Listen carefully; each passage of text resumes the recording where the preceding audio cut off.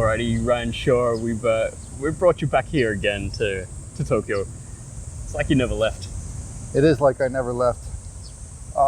Thank you very much for having me back, and I'm going to go ahead and cut right to the chase. You want to talk about privacy coins a bit more? I do want to talk about privacy coins a bit more, and I think in our last discussion, I really, I've always said I'd rather be stupid for 5 minutes than be dumb for life, you know. So I learned a lot by that chat and our after chats, and all the time we chatted together. So I think that there's a couple of things that, first of all, I always opposed privacy coins. Did you ever oppose privacy coins?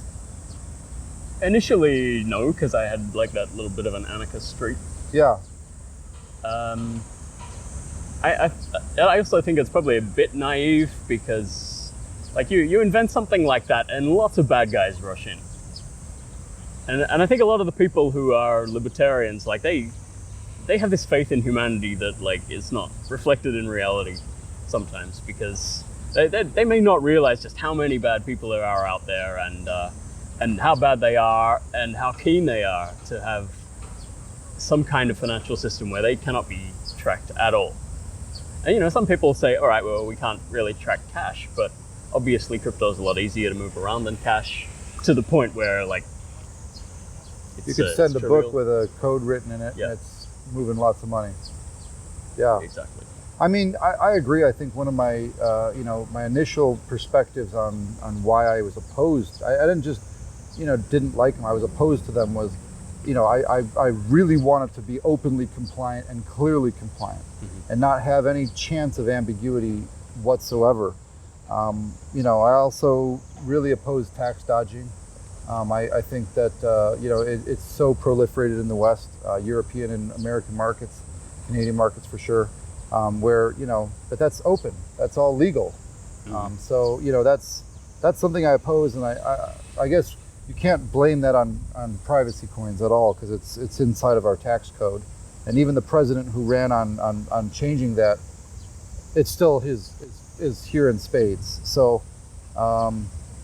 And I thought also too that a transparency coin will be a double-edged sword, which will lead to fairness, because it's not just about everyone paying their fair share of taxes. It's about seeing who's actually benefiting from our society. And if you do have full open auditability, you'll be able to see really who's cleaning up and really what value they are to society, which I think right now. In the U.S. with like the big banks and the big finance, for example, where they get trillions of dollars at almost zero interest, and then they give it to student loans, and they charge these stupid undergrads who haven't learned anything yet, and even in their universities maybe they don't learn anything. They charge them 8-9%. So I think that having more transparency and being able to put your finger on it and say you made exactly this much, it has some good possibilities. That was how I used to feel. That's how you used to feel. Well, I mean, how do you feel now? Well, do you support privacy coins now? I mean, it's kind of a broad question, because, like, do they work exactly the way they are? Are they truly private? Is there any way you can use them and trust them and still be auditable? I mean, there has to be some degree of auditability within any system. Like, even if I'm running a criminal enterprise, like, I want to know who's got what and what's moving around. Yeah, I mean, I think that they're all different, and I know that you mentioned Dash was initially a privacy coin. Initially, yeah. And I know that there are people that have loved Monero who are less optimistic about Monero's roadmap forward, and I think that there are new there's others. There's Zcash, which I think is a very popular privacy coin. That seems to be the one everyone's into at the moment. Yeah, and I think we briefly discussed Edward Snowden last time and how he supported it and how it might be a trap, but maybe he is just really on our side. I think that there's also Grin, which I hear is also a underrated privacy coin. And then I may have mentioned I met the founders of Epic Cash, and I'm sure they're not a government entity. Right. So in their privacy coin and their applications, I'm way more, just because I know the creators of it, and I know their business and their problems with the government kind of pushing them around and bullying them, and why they're expatriating and leaving America.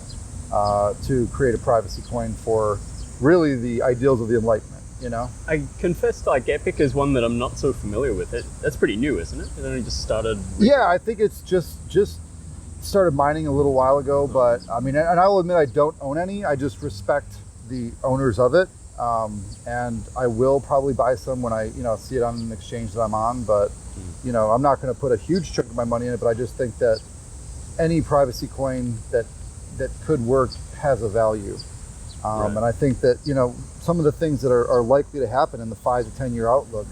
I think for our bank accounts, I think our governments are going to seize a lot of our savings. Especially in the EU, I think you'd be very smart to put your money in more than just the euro and Deutsche Bank and whatever else you might use in Europe. So we could say that under the current system, under the current regimes, you want auditability and you want accountability, but I mean, in the future, we really don't know what's going to happen. Like, we could be living under a completely different form of government, 20, 10 years from now. Like, it could be a totalitarian government in, at whatever end of the spectrum. So yeah, I agree.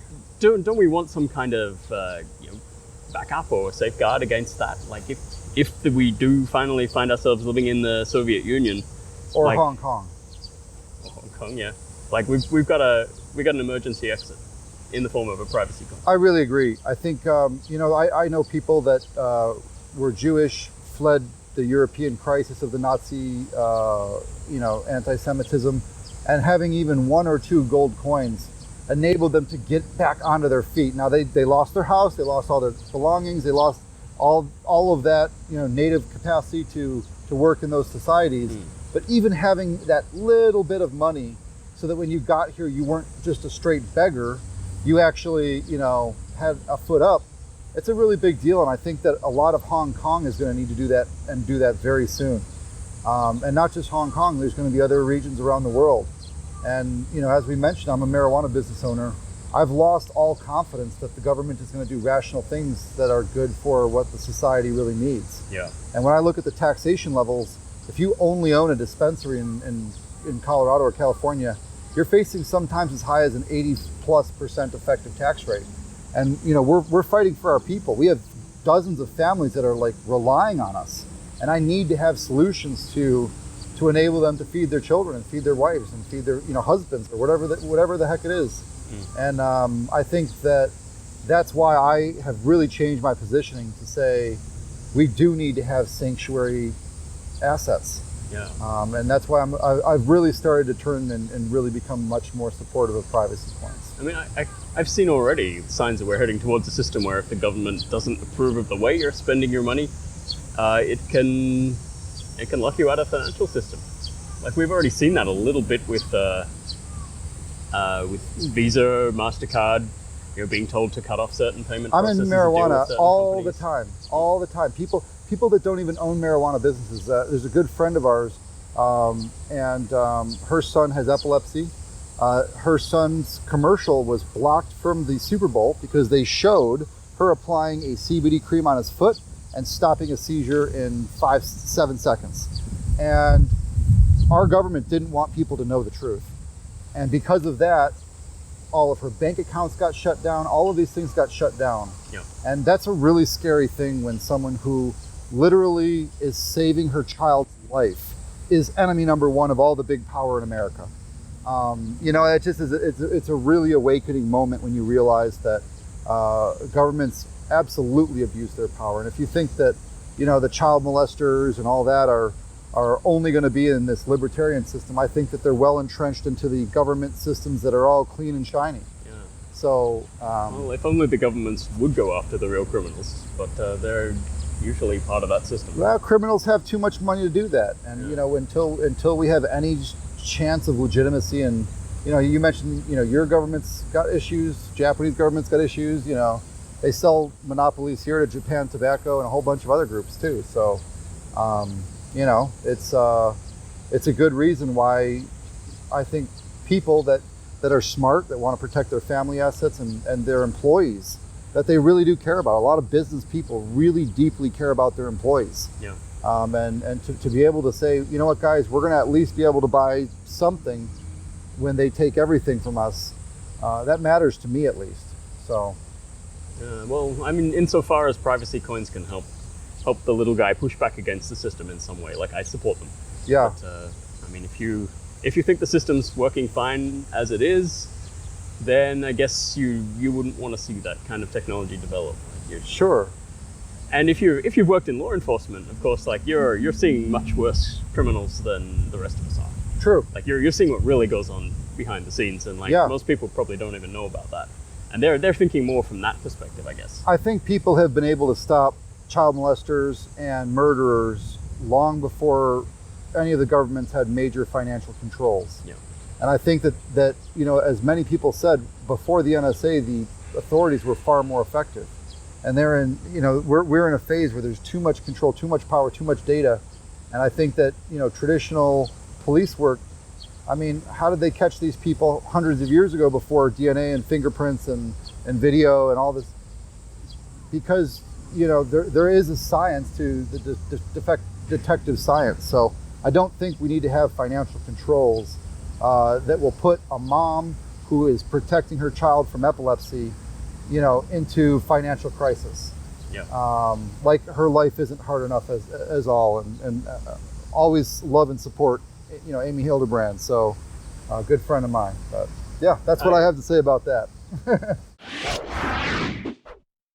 Beyond that, I would also say that I think that, you know, one of the things about specifically BTC is that I think with the reversibility of transactions, that's something that maybe the Chinese government or other governments are going to have a major favoritism for, because of the way that they can control and can do reversibility. So if you are a privacy coin supporter, just be aware that BTC will have reversibility. So just be aware. I'm curious as to how that's actually going to work. If it will work. Yeah. I think it will at some point. Like I said, I think, you know, with the Chinese power block and the US power block, both of them right now are acting very fascist. Both of them are acting in a way that they really want to control everything and everyone. And because of that, I think that BTC will at least have one of those two governments that will support it. So. All right. That's a pretty positive note to end on then. Well, thank you very much. You got a flight to catch, right? Yep, thank you. Right. Thanks a lot, man.